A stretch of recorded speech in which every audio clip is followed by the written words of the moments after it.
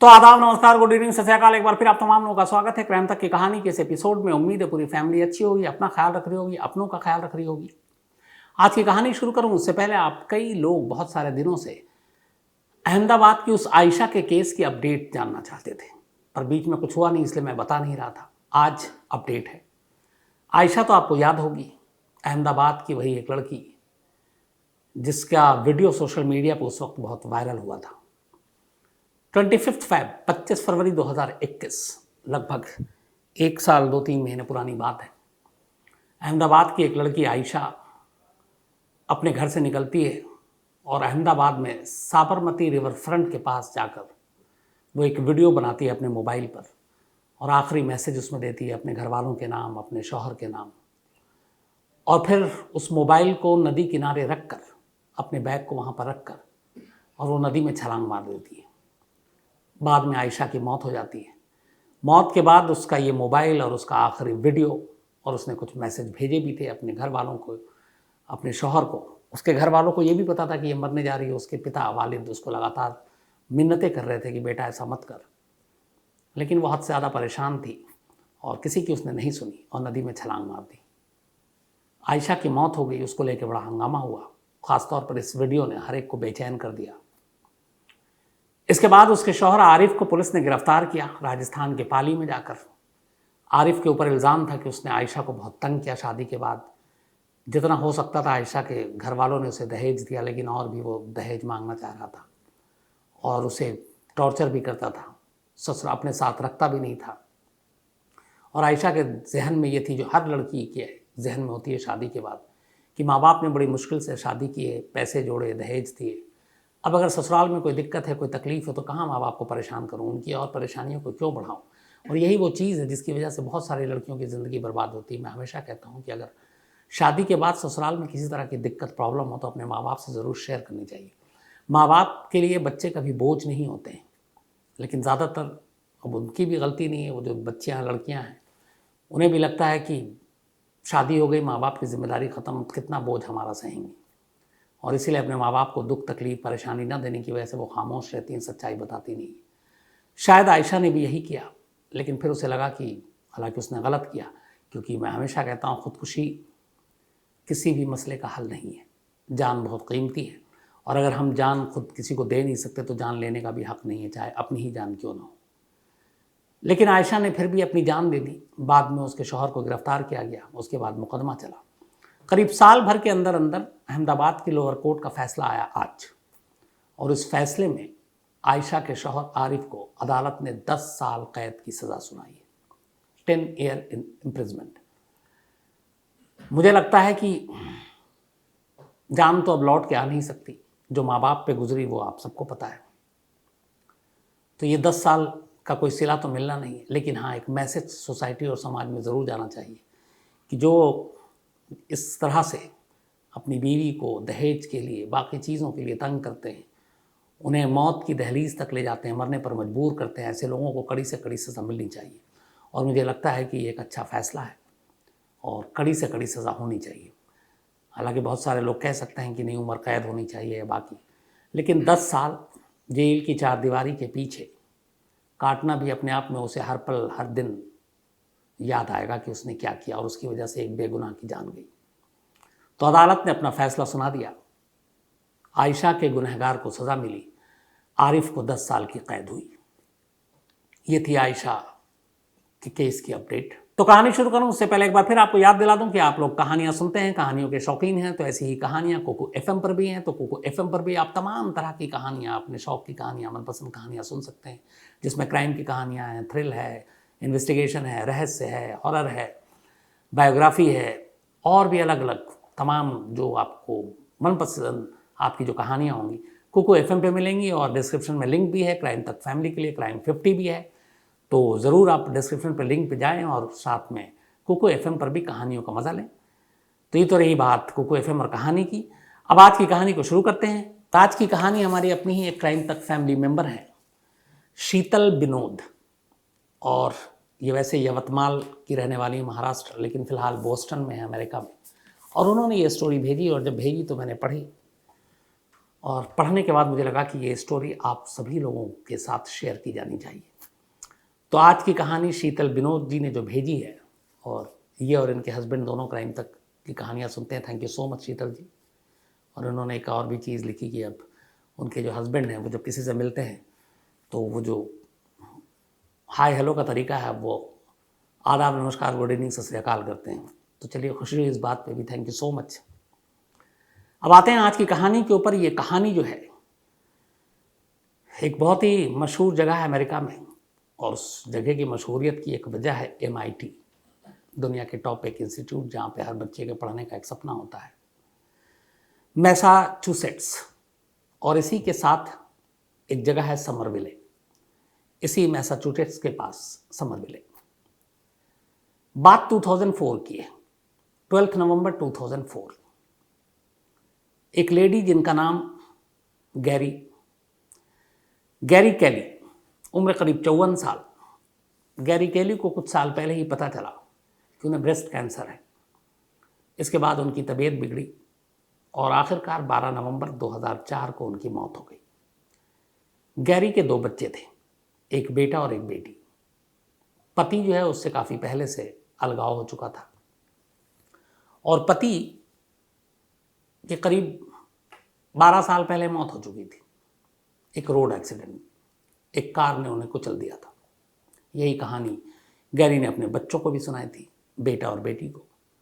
लेकिन हैरत की बात यह थी कि रोड एक्सीडेंट लास वेगास में हुआ था, तो मरने के बाद डेड बॉडी तो होगी, उसका अंतिम संस्कार होगा, तो कायदे से उनके धर्म के हिसाब से कहाँ दफनाया गया। उनके हस्बैंड का नाम था जॉन कैली, ये भी किसी को नहीं मालूम। गैरी से उनके बच्चे, खासतौर पर उसकी बेटी, बार बार पूछती थी कि मम्मी, डैडी की जो मौत हुई है तो वो कहाँ पे उनको दफनाया गया, ताकि हमें पता तो चल सके कि किस जगह पर वो हैं, तो हम कभी जाएं वहाँ पर। बट माँ हमेशा बहाना कर देती थी। 12 नवंबर 2004 को गैरी कैली दम तोड़ती हैं। इसी बीमारी की वजह से, ब्रेस्ट कैंसर की वजह से उनकी मौत होती है।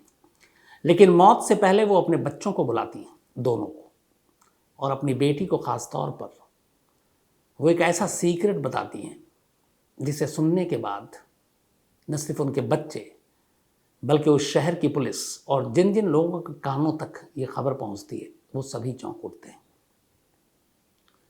गैरी बताती हैं कि तुम्हारे फादर के बारे में जो तुम पूछती हो हमेशा, जॉन के बारे में, कि जॉन को कहाँ दफनाया, रोड एक्सीडेंट में मौत हुई थी, ये सब मैंने झूठ बोला था। गैरी बताती है कि तुम्हारे डैड कहाँ, मैं तुम्हें बताती हूँ। इसके बाद वो एक पता बताती हैं। उस पते का नाम था प्लैनेट सेल्फ स्टोरेज। ये प्लैनेट सेल्फ स्टोरेज एक ऐसा स्टोरेज, जैसे आप बहुत सारे लोग जो हम हिंदुस्तान में हैं, आमतौर पर बहुत सारे ऐसे कोल्ड स्टोरेज आपने देखे होंगे जहाँ ख़ासतौर पर जिनका इस्तेमाल किसान करते हैं, जैसे वो उन सब्जियों या आलू को जो उगाते हैं, टमाटर, जो मार्केट और मंडी में पहुँचते पहुँचते ख़राब हो जाए या उस वक्त नहीं बिक रहा हो, तो वो एक किराया देते हैं और कोल्ड स्टोरेज में अपने सब्ज़ी को, अनाज को, इन चीज़ों को रखवा देते हैं ताकि वो ख़राब ना हो। जैसे भी अपने कैमरामैन विनोद शिकारपुरी शिकारपुर के हैं, तो इनके यहाँ आलू हुआ था, तो अब आलू ख़राब ना हो जाए तो कोल्ड स्टोरेज में रखा गया, उसका कुछ किराया भी इन्होंने बताया था। कई सारे आलू ये लेकर भी आए थे घर पर। तो वैसे ही अमेरिका में भी ऐसे कुछ स्टोरेज थे जो किराए पे दिए जाते थे लोगों को। तो गैरी ने अपनी बेटी और बेटे से कहा कि ये पता है प्लैनेट सेल्फ स्टोरेज, इस स्टोरेज में जाओ, और उन्होंने एक नंबर बताया, और वहाँ पे एक फ्रीज़र है, तुम्हारे डैड वहीं मिलेंगे। इतना कहने के बाद कुछ देर बीता और गैरी ने दम तोड़ दिया। अब माँ की मौत से पहले यह आखिरी खुलासा था, एक तरह से एक डेथ बेड कन्फेशन था। एक ऐसा राज बता रही थी उसकी माँ मरने से पहले, जिस पे 12 साल से पर्दा पड़ा हुआ था। अब ये राज क्या था, उस राज को खोलूं उससे पहले थोड़ा सा कहानी को फ्लैशबैक में लेके चलते हैं।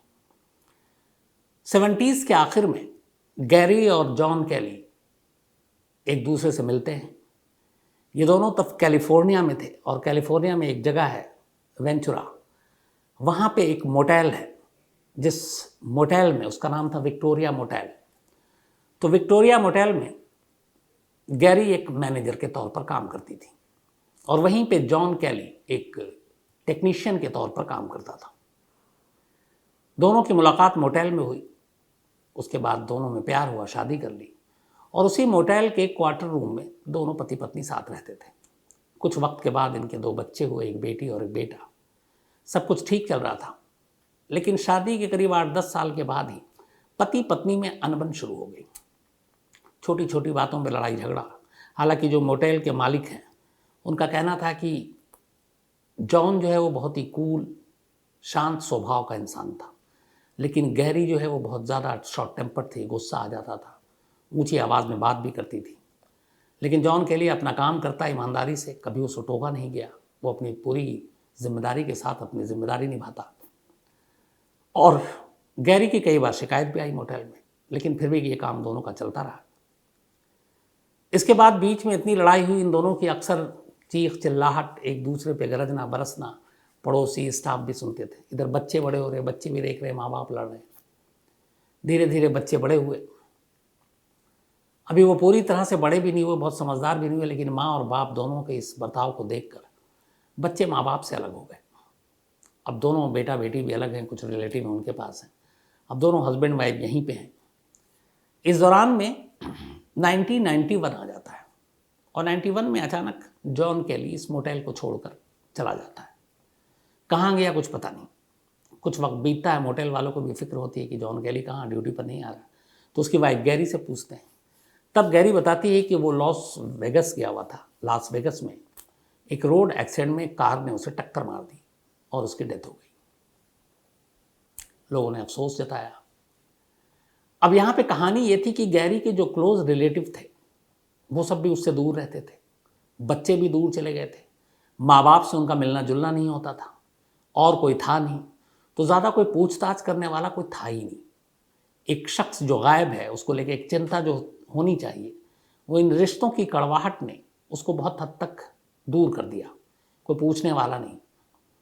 तो गैरी ने ये बताया सबको कि लास वेगस में एक्सीडेंट हुआ और उसकी डेथ हो गई और ख़त्म बात। बच्चे भी कभी कभार मिलने आते, पूछते, तो उसने यही बात उनको ही बताई। तब बेटी ने कई बार कहा कि अच्छा अगर एक्सीडेंट हुआ है तो उन्हें दफनाया कहाँ गया है, ताकि हम अपने डैड के उसमें जा सकें। उसने हमेशा उसको घुमा दिया और बताया नहीं।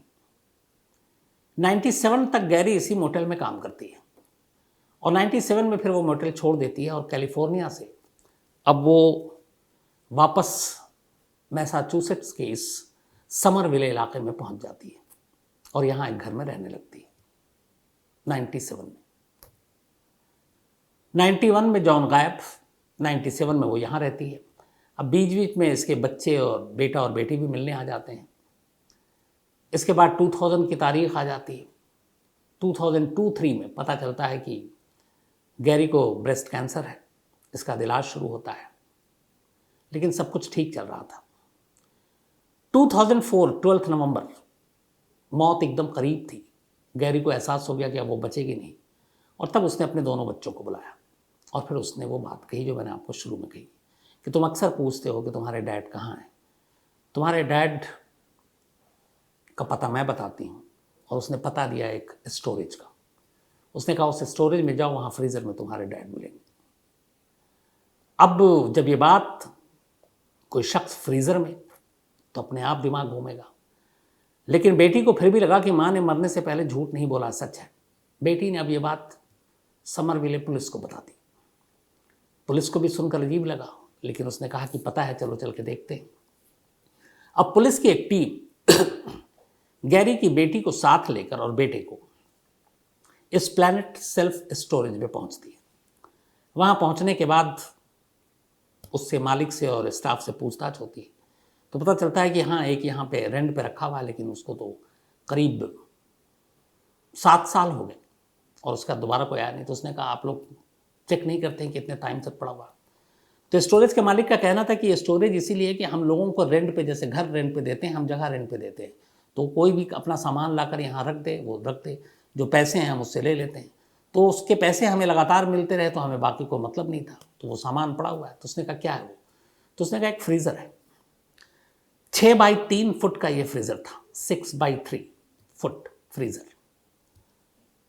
इस फ्रीज़र के पास जब पुलिस की टीम पहुंची, क्योंकि उस हिसाब से यही फ्रीज़र था, तो उसने देखा कि वो फ्रीज़र जो है वो लॉक्ड है, ताला लगा हुआ है और टेप्ड है, उसके चारों तरफ टेप भी लगा हुआ है। अब पुलिस की टीम के साथ डॉक्टरों की टीम भी थी। उनकी निगरानी और मौजूदगी में उस फ्रीज़र को खोला गया। जब फ्रीज़र को खोला गया तो अंदर एक इंसान की लाश थी, बट लाश की हालत ऐसी थी कि पूरी तरह से आप पहचान नहीं सकते थे। अब ये जॉन कैली है, ये कैसे उस वक्त पता चले? डीएनए से तो पता चल जाएगा, लेकिन उस वक्त कैसे? तो जॉन कैली की कुछ तस्वीर भी बच्चे साथ लेकर गए थे। उन्होंने उस तस्वीर को देखा। जॉन टेली की 3 चीज़ें ऐसी मिली जिसको देखकर बच्चे ने कहा कि ये हमारे डैड हैं। जॉन टेली के बदन पर 3 टैटू के निशान थे और एक टैटू कंधे पर बना हुआ था जिस पे पैंथर बना हुआ था, एक टैटू उसके बाजू पर थी जिस पे एक डॉल बनी हुई थी, और दूसरे बाजू पर एक और टैटू जिस पे खोपड़ी बना हुआ था, स्कल।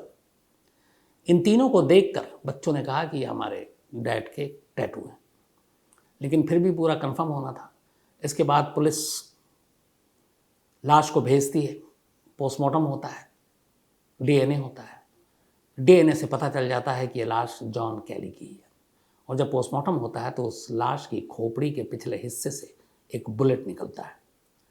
तो अब ये क्लियर हो गया था कि ये गोली मारकर हत्या की गई। जब बुलेट मिलता है तो पुलिस अब वापस गैरी के घर पहुंचती है, समरविले। वहाँ जाने के बाद घर की तलाशी लेती है। जब घर की तलाशी लेती है तो वहाँ से पुलिस को एक हैंड गन मिलता है, और उस हैंड गन की जब फॉरेंसिक जांच की जाती है और जो जॉन कैली की खोपड़ी के पिछले हिस्से से गोली मिली उसकी जांच की जाती है, तो पता चला कि इसी हैंड गन से ये गोली चली थी। .38 कैलिबर की ये गोली थी, बुलेट थी। तो इसका मतलब ये था कि जॉन कैली की गोली मारकर हत्या की गई थी। अब पुलिस ने फिर 91 से सारी कड़ियों को जोड़ने की शुरुआत की। पता चला कि आखिरी बार जॉन कैली को 1991 में देखा गया था। डॉक्टरों ने जो पोस्टमार्टम और फॉरेंसिक जांच की उसके हिसाब से जॉन कैली की मौत करीब 12 साल या 11 साल पहले हुई थी। तो पुलिस के हिसाब से ये मौत 1991 या फिर 1992 में हुई। अब यहां पे एक और अड़चन आ गई कि अगर 91 या 92 में मौत हुई तो फिर अगले अगर 92 में होती है तो नेक्स्ट 5 ईयर कैली की लाश कहां थी? क्योंकि इस प्लैनेट सेल्फ स्टोरेज के रिकॉर्ड के हिसाब से यहां पे ये फ्रीजर जो रखा गया था वो रखा गया था 1997 में। अब 97 से 2004 तक ये रखा रहा है, जिसका मतलब है कि 7 साल तक फ्रीजर इस स्टोरेज में रहा। लेकिन पोस्टमार्टम रिपोर्ट, आई विटनेस, बाकी लोग बता रहे हैं कि इसकी मौत जो हुई वो 1991 या 2 में हुई है। तो अगर 1 में हुई तो 6 साल तक लाश कहाँ थी, और 2 में हुई तो फिर 5 साल तक लाश कहाँ थी? अब पुलिस ने जब इसकी छानबीन की तो पता चला कि एक फ्रीजर ऑलरेडी रखी हुई थी गैरी, और इस फ्रीजर को जब वो समरविले पहुंची तो गाड़ी में ढोकर अपने घर ले गई थी, और ये फ्रीजर इसके पास इसके घर पे ही रखा रहा 97 तक। मतलब अपने पति का कत्ल करने के बाद अपने पति की लाश को इसने अपने करीब रखा, और फिर 97 में इसने एक गाड़ी बुक की और इस फ्रीजर को, जिसमें उसके पति की लाश थी, इस स्टोरेज के बारे में पता किया गया कि रेंट पे जगह देते हैं, उस स्टोरेज में रखवा दिया, और इस तरीके से 7 साल वहां रहा। अब पुलिस के लिए यह था कि आखिर एक पत्नी जिसने कत्ल किया उसके पास बहुत मौके थे। वो उस लाश को कहीं जला सकती थी, वो उस लाश को कहीं फेंक सकती थी, उस लाश को कहीं बहा सकती थी, लेकिन जो लाश उसको कानून के शिकंजे तक पहुंचा सकता था, उस लाश को उसने हमेशा अपने करीब क्यों रखा? ये सवाल पुलिस को परेशान कर रही थी। इस पे पुलिस ने, फिर बाकी एक्सपर्ट्स ने बहुत गहराई से छानबीन की। तो जो निचोड़ निकला वो ये निकला कि गैरी कैली एक ऐसी औरत थी जो होशियार भी थी, पढ़ी लिखी भी थी, एक मोटेल में मैनेजर थी, और उसने शायद कहीं ये पढ़ा या समझा था कि अगर कानून से बचना है तो लाश को खुद से दूर मत रखो, बल्कि लाश को खुद के करीब रखो, कोई शक ही नहीं करेगा। अब यहाँ पे आइडियली उसके लिए ये ज़्यादा आसान था, इसलिए कि पति तो था नहीं, वैसे भी झगड़ा, बच्चे माँ बाप से अलग ही हो चुके थे, रिश्तेदारों का किसी का आना जाना नहीं था, दोस्त कोई था नहीं। तो कुल मिलाकर ज़िंदगी में गैरी अकेली थी। उसे पता है उसके घर में कौन आएगा, और कोई आएगा भी तो कुछ देर रहेगा और चला जाएगा, न फ्रीज़र की तरफ नज़र जाएगी, न फ्रीज़र के बारे में पूछेगा। और कानून को चकमा देने के लिए उसने कहा कि हो सकता है लाश ठिकाने लगाने में वो पकड़ में आ जाए। तो इसलिए उसने करीब 5 या 6 साल तक लाश को अपने पास रखा, घर के अंदर फ्रीज़र में। फिर 97 में उसको ख्याल आया, जब उसको कहीं से जानकारी मिली कि इस लाश को बहुत ही हिफाजत के साथ कहीं रख सकते हैं, तो वो है कोई स्टोरेज। और स्टोरेज में बड़े सख्त कानून होते हैं। स्टोरेज वाले किसके कौन सा सामान रखा है तो उसको कभी डिस्क्लोज़ नहीं करते, क्या सामान है वो कभी चेक नहीं करते हैं। आप जैसे बैंक के लॉकर होते हैं, आप जाइए लॉकर, आपको बैंक वाले चाबी देते हैं, आप अपना सामान, गहने, जो भी डॉक्यूमेंट्स रखिए, और जब आपको लॉकर खोलना हो तो एक चाबी बैंक के पास होती है, एक आपकी, जब दोनों मिल जाता है तो खुल जाता है। तो इस स्टोरेज के भी कुछ नियम कानून यही थे। तो वहाँ उसे ये भी पता था कि कोई इस फ्रीज़र को खोलेगा नहीं, और उसके लिए सबसे आसान था। और दूसरा जो एक्सपर्ट्स ने माना वो ये कि वो इतनी ओवर कॉन्फिडेंट थी, इतनी ज़्यादा उसे खुद पर भरोसा था कि उसे मालूम था कि कोई भी इस कत्ल के बारे में तब तक नहीं जान पाएगा जब तक कि वो खुद इकरार जुर्म ना करे। और यही हुआ। अपने पति का कत्ल करने के बाद 12 साल तक वो खामोश रही। 12 साल तक दुनिया को उसके पति की मौत के बारे में जानकारी नहीं मिली। 12 साल तक बच्चों तक को पता नहीं चला कि उसके डैड कहाँ हैं। और 12 साल बाद जब बच्चों को, पुलिस को, कानून को पता भी चला तो उसका ज़रिया वो खुद बनी। अगर वो डेथ बेड कन्फेशन न करती, अगर वो मरने से पहले अपना मुंह ना खोलती, ये खुलासा ना करती, तो शायद इस फ्रीज़र और फ्रीज़र में लेटे उसके पति का राज न जाने और कितने बरसों तक राज ही बना रहता। तो ये वो लेडी थी जिसने कत्ल भी किया, कत्ल को छुपाकर 12 साल तक रखा, और फिर मरने से पहले खुद ही इकरार जुर्म किया और खुद बताया बच्चों को कि तुम्हारे डैड कहाँ हैं। अब कहानी यह है कि उसने कत्ल किया, बच्चों को बताया जब तक जिंदा थी, लेकिन जब तक पुलिस उसे गिरफ्तार करती वो इस दुनिया से ही आज़ाद हो चुकी थी। अजीब कहानी है ना ये। तो इस कहानी के लिए थैंक यू शीतल विनोद जी, आपका भेजा आपने। अब कहानी खत्म करूं उससे पहले सिलसिला अपना एक लईक खान, ये मेडिकल के स्टूडेंट हैं, आज इनका जन्मदिन है तो हैप्पी बर्थडे लईक। इसके अलावा दिलप्रीत ढिल्लो, इनका भी आज जन्मदिन है तो हैप्पी बर्थडे दिलप्रीत। और सुखी ने भेजा है, इनकी बहन है। मकसूद अहमद, इनका भी आज जन्मदिन है तो हैप्पी बर्थडे मकसूद। ये राजस्थान के हैं, वैसे इस वक्त सऊदी अरब में जॉब करते हैं। अतुल शिंदे हैं, इनका भी आज जन्मदिन है तो हैप्पी बर्थडे अतुल। और रमेश चौहान ने भेजा है। इसके अलावा निर्मला शाह और रितेश पांडे, इनकी आज एनिवर्सरी है तो आप दोनों को बहुत बहुत बधाई। अशोक सचदेवा, बल्कि सचदेव, मेलबर्न से, इनकी भी एनिवर्सरी है, लेकिन उन्होंने पत्नी का नाम ही नहीं भेजा तो आप डांट खाइए पत्नी से। लेकिन बहुत बहुत बधाई आपको एनिवर्सरी की अशोक सचदेव साहब। प्रियंका कर और चरणजीत कर, इनकी भी एनिवर्सरी है तो आप दोनों को भी बहुत बहुत बधाई। इसके अलावा आरुषि चौहान, ये मैरिलिन मनरो की कहानी सुनना चाहती हूँ, मैं शायद सुना चुका हूँ, एक बार और कंफर्म कर लूँगा आरुषि। इसके अलावा अंजर फराज, अविनाश सोयारे एक स्टोरी की फरमाइश की है, विजय कोटियान और स्कॉट पीटरसन की ये स्टोरी सुनना चाहते हैं। एनी सिंह, बड़े ज़माने के बाद इन्होंने मेल लिखा, thank you so much any. Deepak Sharma KPS Gill की कहानी सुनना चाहते हैं। अल्पना मिश्रा है, ये मोसाद की कोई कहानी सुनना चाहती हैं। विकास कुमार गुप्ता है, और ये इन्होंने सवाल किया कि नटवर लाल का नाम नटवर लाल कैसे पड़ा, जबकि असली नाम मिथिलेश था उनका। तो इसके बारे में मैंने काफ़ी कुछ रिसर्च किया था। तो एक ज़माने में एक मुहावरा चला करता था, जब कोई ठग, इस तरह का बदमाश, मतलब जो हार्डकोर क्रिमिनल नहीं होता था, छोटी मोटी बदमाशी, ठगी, बेईमानी करता था, तो उसको कहते हैं अबे नटवर है ये, बिल्कुल नटवर है। तो वो नटवर आमतौर पे जो बोला जाता था वो किसी ऐसे शख्स के बारे में बोला जाता था जो थोड़ा दाएं बाएं करता है, थोड़ा खुराफाती है, तिकड़मी है, थोड़ा जालसाज टाइप है। तो उसी को करते करते वो नटवर लाल का नाम पड़ गया कि ये तो नटवर का भी बाप है, फिर नटवर लाल हो गया। तो इस तरीके से मिथिलेश का नाम नटवर लाल पड़ा। इसके अलावा धर्म मिश्रा हैं और अजंता मिश्रा हैं। धर्म जी, आपने जो लिखा है वो मैं आपको मेल में रिप्लाई करूँगा, लेकिन कई बार करना पड़ता है क्राइम तक के लिए, इसलिए ये करना पड़ता है। मोहम्मद नासिर, प्रकाश परमार, इन्होंने एक स्टोरी की फरमाइश की है। श्वेता यादव, संतोष जांगड़े, मयंक रावत, राहुल रोहिल्ला, अविनाश पटनायक, इनके फ्रेंड्स का बर्थडे था 23 को, मैं शायद मिस कर गया तो सॉरी, लेकिन बिलेटेड हैप्पी बर्थडे अविनाश भाई, जो अपने दोस्तों को कह दीजिएगा। लक्ष्य मिश्रा हैं, इसके अलावा बबीता है, बेंगलोर से एक स्टोरी की फरमाइश की है। विकास बांगुर हैं, संतोष शर्मा हैं चेन्नई से, अमन अहमद हैं प्रयागराज से, रमेश चौहान हैं कोल्हापुर से, और आयुष गर्ग हैं। तो आप तमाम लोगों का शुक्रिया, और जो कहानी की फरमाइश की वो भी जल्दी पूरा करेंगे। अब आपसे मुलाकात होगी कल रात 9 बजे किसी नई कहानी के साथ। तब तक अपना ख्याल रखिएगा। Thank you very much.